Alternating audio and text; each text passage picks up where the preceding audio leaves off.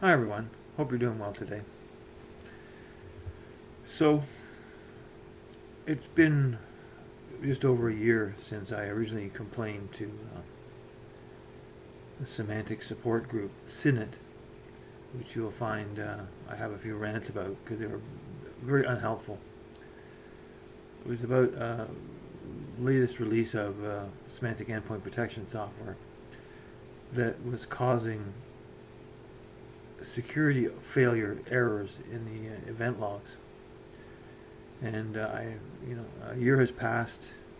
Now I find myself in a position where I need to deploy this software, and it's still the same. However, I guess I've done a fresh install a year later on a Windows Server 2019 machine, and I got 5 audit failures in the security logs. Um, ID number 5038 is the first one. It suggests that let me read this correctly. The code integrity determined that the image hash of a file is not valid. A file could be corrupt due to unauthorized modification, or the hash could indicate a potential device error. Well, first of all, it's a virtual machine, and I've installed this many places. Anyway, highly unlikely it's either of those things.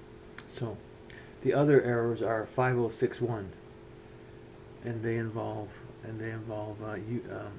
service accounts that run the software.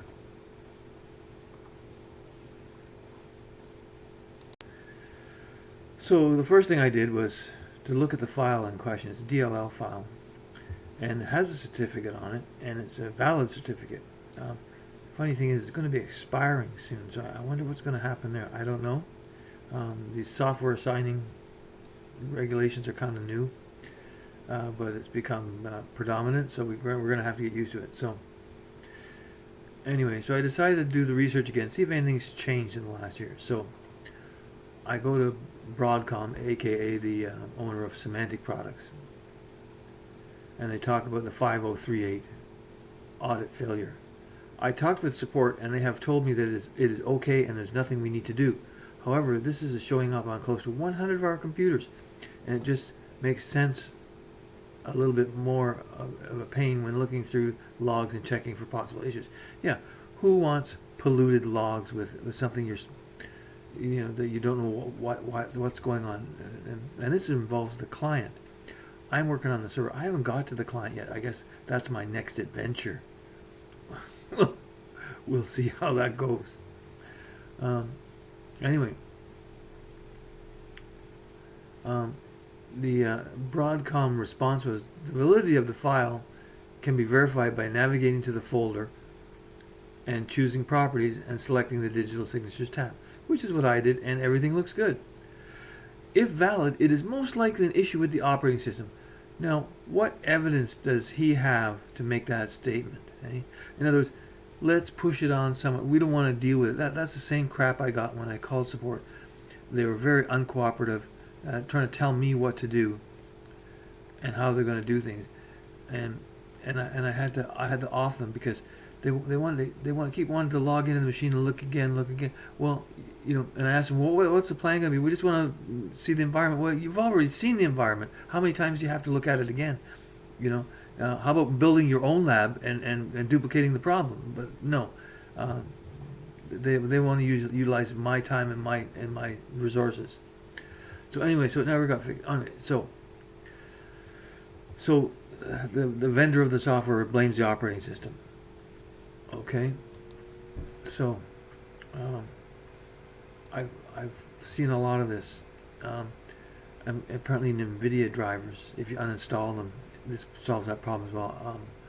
A lot of workstations or home machines are having this problem as well, and it seems to be on all the forums. It seems to go unsolved, and then some people suggest that you just ignore it, and that's unacceptable to me. You don't ignore it. You need to fix it. You need to identify. This is security we're talking about. We design software now that requires digital signatures, and it doesn't work properly. and everyone's saying ignore it. Imagine if you ignored everything that went wrong with a computer. It'd be a nightmare. Anyway, so Microsoft around the same time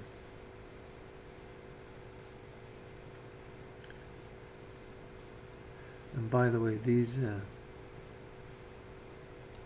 are all dated around the time that I called in for support, except for Broadcom, which doesn't have a date, so we really don't know when that page was written. But Microsoft kind of says the same thing. You know, hash file could be corrupted, disk error. But here's the clincher. Security monitoring recommendations. We recommend monitoring for this event, especially in high-value assets or computers, because it can be a sign of software or configuration issue or a malicious action. So some people say just ignore it. Others say, well, just uninstall what's doing it. But the problem is you can't just what am I not going to use the software because because no one's going to solve it. I need to use the software. I've paid for it. I just need some support that's of value. So anyway, I stumbled across something interesting, which was written just after Synnex closed my case because I refused to cooperate with them on how they wanted to do things. After 2 months, I'd had enough of them. So anyway, comes from our good friends at Sophos Corporation. Windows Security Event Log, Event ID 5038, System Integrity Audit Failure against one of their DLL files. Here's what it is. So somebody must have, either they're guessing, I don't know that, or someone did the research. The event is logged as while the file is signed by Sophos. It is not co-signed by Microsoft. This is expected behavior and the Windows event can be ignored. So Sophos alleges that it's because it's not signed by the operating system vendor and the application vendor. Sounds legitimate to me. How about we fix that? Instead of saying ignore it, get the fucking file signed by Uncle Bill. Anyway, so we're no further ahead. Another test install. I still have the same error messages. Now, what's interesting, I have some audit successes and some audit failures with the same key. So when I look below the failure one,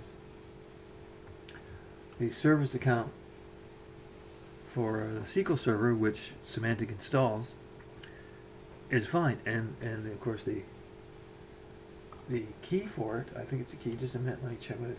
The key name is identical to the failed ones. So the key is good for some things, but not for others.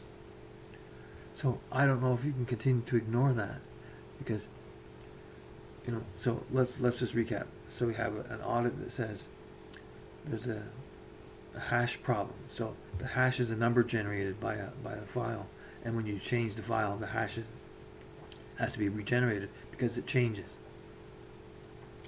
Then some things are okay with the key that's used for this authentication, and other things are not okay.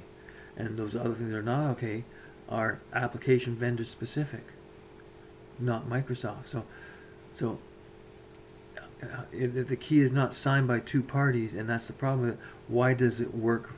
Let me give the event ID, the one that works. Yeah, 5061. It's the same one as the failures. Cryptographic operation. NT service. And the operation was to open the key, and it was successful. This one is close the key, and you get an error message. And I'm going to try and find the number of it.